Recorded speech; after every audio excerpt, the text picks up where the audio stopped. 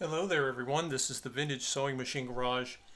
You are looking at the needle plate of the Neki BU Mira I have been working on.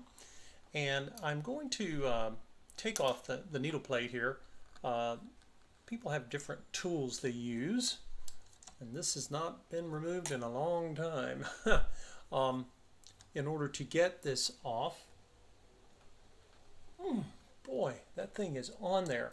So I don't want to strip this. This might be a case where I need to use, some of you guys have seen this in my tool. This is a Chapman screwdriver bit set, made in the USA. And they have different ones. I bought this set years ago. I use it all the time. I think I covered it in my tools of the trade, so to speak. Now I'm going to try to find the one that fits this well. One of the keys to not stripping something is to make sure that whatever you're using fits it properly. That's one of the biggest causes of stripping screws. Now, if I can't get it off with this, I can also, why don't I do that now? I can put a drop of oil right here. Because, again, these screws may have been here, I don't know. We're going to find out how dirty the feed dogs is. That's why I'm doing this, by the way. I want to clean the feed dogs. That's one of the things you will want to do depending on how much sewing you're involved with. There it is. So this little set comes with, this Chapman set has, of course, a screwdriver handle, an extension. But this one, I'm going to use this little wrench because I can get it. It's low, and I can get it under the machine. Oh. Well, I guess the oil did the trick. That was really tough, and now it just moved like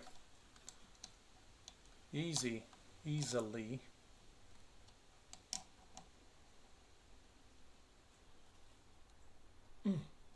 Yeah. The right tool and a little bit of oil. If this had been fighting me and it wouldn't budge, don't take the risk of stripping it. Just let it sit. Sometimes it's just patience. Old sewing oil is like glue, and you can get it to soften, but it takes time. Sometimes it takes more than sewing machine oil. It can take a few days of sitting. You can try penetrant oils, like 3-in-1. And you can also try heat. You got to be careful with the heat. Sometimes that'll help.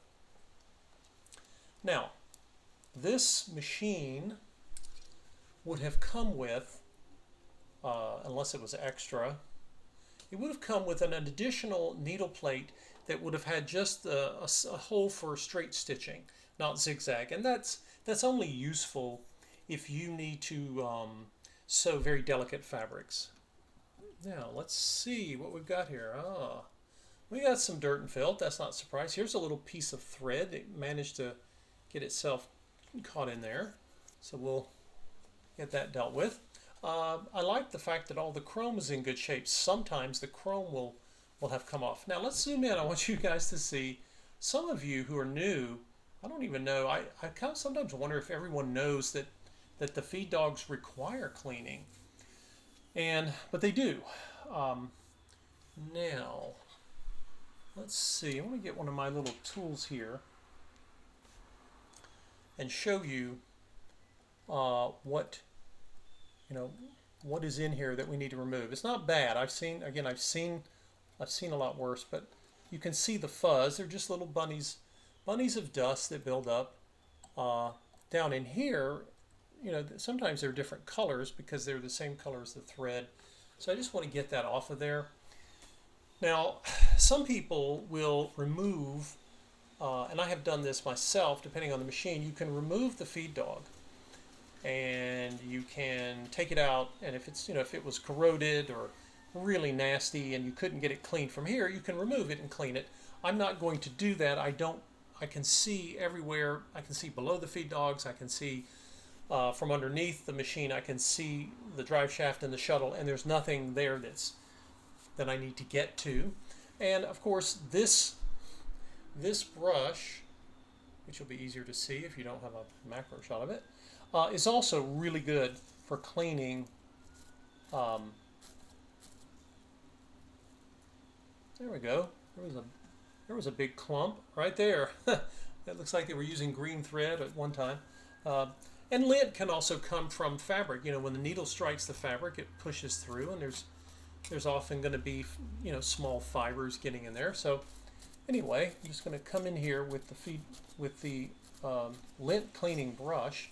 Lint brushes come in different forms. This is my favorite because I can get, it's very flexible. I can get into many spaces with it. You will want to clean your feed dogs. You know, basically you start at the top of the machine when you're cleaning and dusting, and you want to work your way from the top down. If you do the feed dogs before you do the underside, then you don't have to redo the underside. The underside, you know, once it's cleaned and oiled, if you start cleaning your feed dogs, I'm talking about during a restoration, you're going to end up with some of that lint getting on the oil, and you'll have to clean it again. No big deal if you do, but just kind of a helpful hint. Now, after you've done the brush, you want to come over here and test, because sometimes lint can get very caked on to a point where the brush won't remove it, and you can take this is a, well, where is it? I had a cruling tool. One of my viewers told me what it was because I wasn't familiar with it, and it has a little bit of a smooth edge to it at the very bottom. You can use that, and you just basically notice I'm just kind of going in between here, feeling for anything that might loosen, and I don't see it. Sometimes you will get old oil and lint caught in the teeth of the feed dogs, excuse me, and you can also get rid of it with a good stiff bristle lint brush like this one. Now, once I've done that, once I've gone in with the tool here to check and make sure I'm not, you know, leaving anything there, then I can go back with the brush again, and everything will be nice and clean. Your feed dogs need to be kept clean, because if they get packed and caked in with lint, they don't grab as well, they don't work as well. Again, do you need to do this with every project? It depends. If you use a high quality thread that doesn't shed much, you can, again, you could go any length of time before you have to do this. But all you have to do is just take a look at it. And now that I have, where'd my plate go? Now that I've cleaned the feed dog area, oh, I'm going to come over here. Got some, I see some lint hiding, trying to escape my cleaning. There we go. You can see. So you want to get as much of it out as you can. And again, this is not an area you normally want to oil, because oil and lint are a mess. Okay, so I'm going to look at the underside of this just to make sure. Sometimes you get gunk that will stick here. Not much of, there's a little bit here. It's not terrible. And again, just make sure that that's clean. And then I'm going to put this back. Oh, wait a minute. Let's clean this little dimple here on the side. And that, of course, sits under here. It holds your plates, keeps your plates stable. Now, just as I did with some of the other things, I'm going to take the screws, the set screws for the plate, and in order to prevent my having to strain and grunt to get them out, let's put 1 drop of oil on them.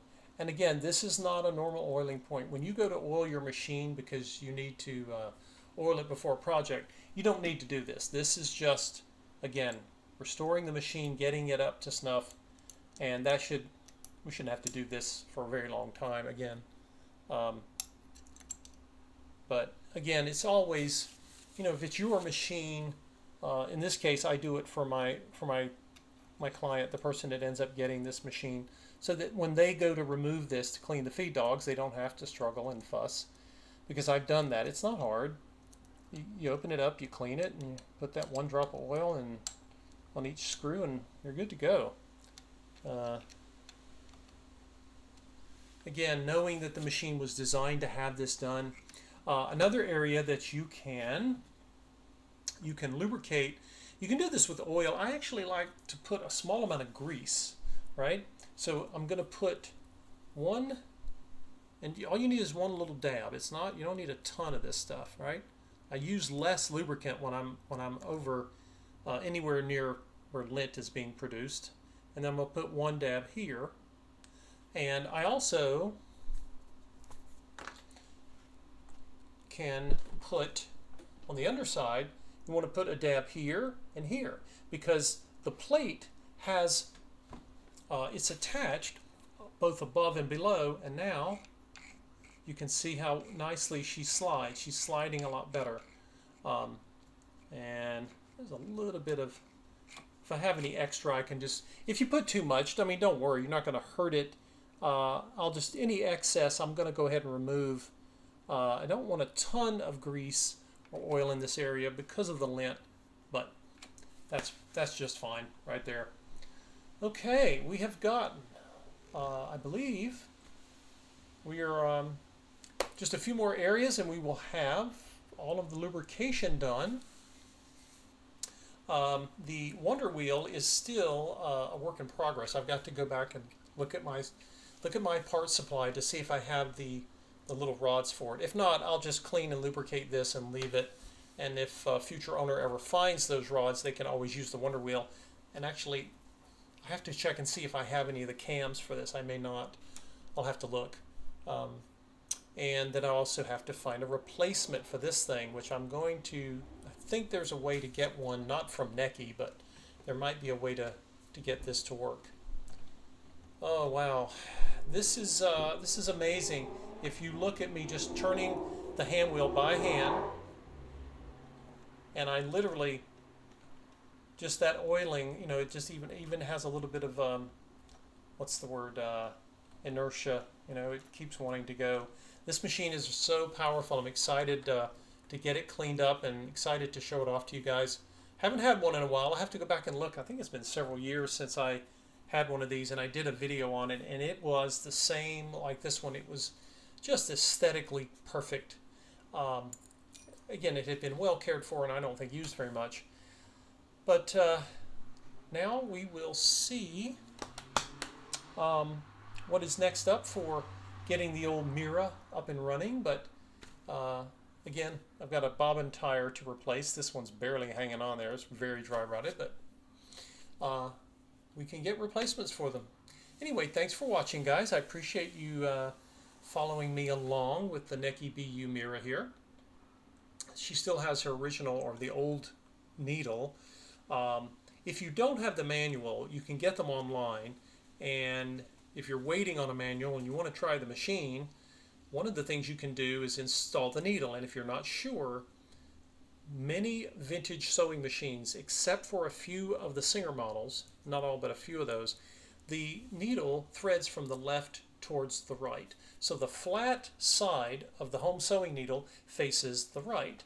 And if you, those were my scissors. And if you're not sure, if the old needle is still in here, and assuming it's been installed right, you can't always assume that because I've had machines where they had it in backwards. But I can feel the groove in the needle here on the left, and that tells me the flat side's on the right, and she will thread left to right, like most of your vintage brands from this period. As many of you know, eventually they would shift away from that, and they would go to front to back threading, just like the Singer 403 there.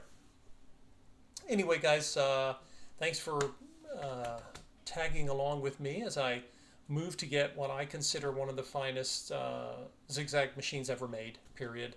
It would be the early 1950s Neckys, the Nova, the Mira, even the Nora, which I think came out afterwards. But anyway, let me know what you think and put your comments down below, and we will see you in the next video.